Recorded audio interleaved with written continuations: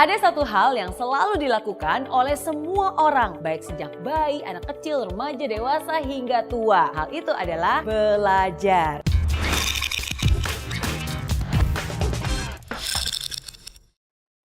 Belajar itu nggak mengenal waktu, nggak juga mengenal umur. Baik di sekolah, kuliah, tempat kerja, maupun sampai tua sekalipun, semua orang harus terus belajar. Karena belajar itu juga bisa mendewasakan kita. Tapi ingat loh, belajar juga nggak boleh sembarang belajar. Belajar juga harus dengan cara yang benar. Ada 5 hal yang harus kamu lakukan supaya kamu bisa belajar dengan cara yang benar. Pertama, mindset yang benar. Sama seperti ketika kamu sebelum berolahraga, kamu kan juga harus melakukan pemanasan dulu nih. Sama juga dengan belajar. Sebelum belajar pun harus ada yang dipersiapkan terlebih dahulu. Yang harus dipersiapkan adalah mindset atau cara berpikir kita. Pikiran kamu harus dibenarkan dulu nih. Bagikan gelas kosong yang siap menerima, bagikan spons yang siap menyerap. Pikiran kamu juga harus terbuka. Jangan belum apa-apa udah antipati duluan. Jangan belum apa-apa kamu sudah memblok dan bilang, udah tahu, nggak perlu, ini kan caranya beda. Kalau komentar kamu seperti itu tuh, kamu juga nggak akan bisa untuk menerima semua pembelajaran yang akan masuk ke dalamnya. Kalaupun mungkin ada yang berbeda, jangan ditolak dahulu, tapi harus dicerna dan juga diolah. Ingat, dengan mindset yang benar, maka kamu pun bisa belajar dengan cara yang benar. Yang kedua,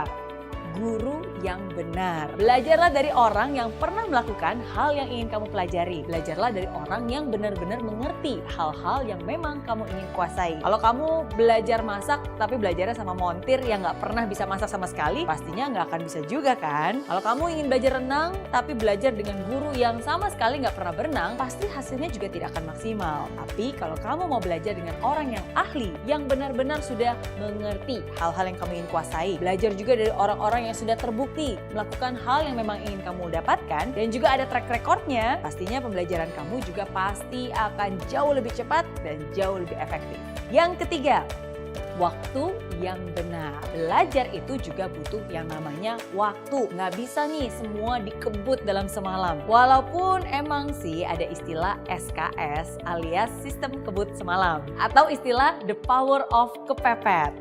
Sama halnya dengan belajar. Belajar juga butuh yang namanya waktu. Pikiran kita pun juga butuh jeda untuk bisa mengolah dan mencerna semua hal yang ada. Karena sebenarnya nih, bahkan belajar itu harus dijadikan sebuah kebiasaan. Sama seperti halnya analogi tentang mandi ataupun gosok gigi nih. Mungkin nggak sih kamu mandi selama 1 jam, 2 jam bahkan, abis itu kamu nggak mandi lagi selama 1 bulan, pasti rasanya risih. Atau mungkin, saya kan udah gosok gigi nih selama setengah jam, berarti abis itu saya nggak usah gosok gigi lagi selama seminggu. Nggak mungkin juga kan, pasti rasanya risih, pasti rasanya aneh banget. Sama juga, belajar pun harus seperti itu, harus dijadikan habit. Jangan sampai, hari ini kan saya sudah belajar terus-terusan 10 jam, abis itu tinggalin aja deh, nggak belajar lagi. Jadinya kan nggak efisien. Ingat, belajar itu sekali lagi harus dijadikan sebuah kebiasaan. Sama seperti mandi, sama seperti gosok gigi. Sehingga kalau ada hari di mana kamu nggak mandi, nggak gosok gigi, rasanya, ada yang kurang ya.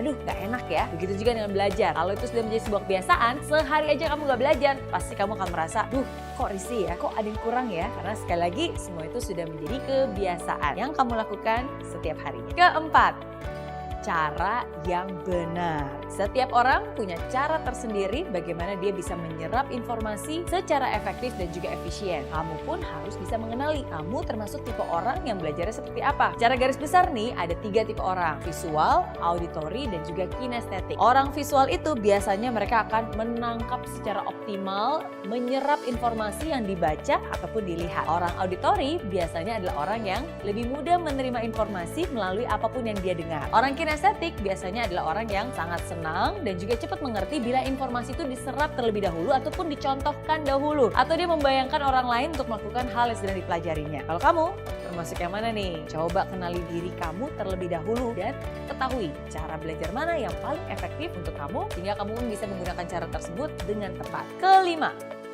lingkungan yang benar. Ada orang yang suka ketenangan dalam belajar, harus tenang banget. Bahkan ada suara nyamuk lewat aja, mengganggu konsentrasi. Tapi ada juga nih orang yang suka belajar dengan menggunakan musik. Jadi saat belajar dia harus mendengarkan musik, baik itu musik klasik, musik pop, atau bahkan musik rock. Bebas. Apapun itu, yang paling penting adalah kamu tahu yang mana yang membuat kamu bisa lebih efektif untuk belajar. Ada juga nih orang yang suka belajarnya sendirian. Ada juga orang yang suka belajar secara berkelompok, biar ada teman yang diajak diskusi. sih katanya. Boleh-boleh aja, nggak ada salahnya. Yang penting kamu sendiri tahu apakah dengan cara itu pembelajaran kamu bisa efisien atau enggak. Dan yang paling penting, apapun itu, pastikan kamu juga sudah berada di lingkungan yang positif. Karena dengan siapa kamu bergaul saat ini, itu akan mempengaruhi masa depan kamu. Jadi itu dia 5 hal yang harus kamu ketahui. Jadi ingat, walaupun kamu suka belajar, nggak boleh sembarang belajar ya. Karena belajar juga harus dengan cara yang tepat. Mindset yang benar, cari guru yang benar, gunakan waktu yang benar, dengan cara yang benar, dan pastinya di lingkungan yang benar. Oke?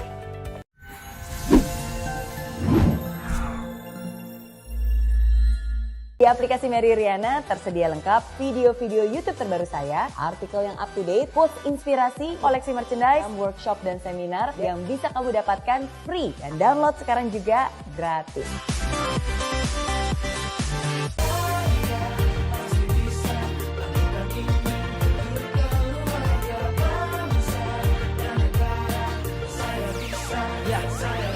Laksana bumi tanpa hujan, hidup tanpa tujuan, kering dan mati tanpa hijaunya tumbuhan. Demikian kalau mimpi tak kunjung terjadi.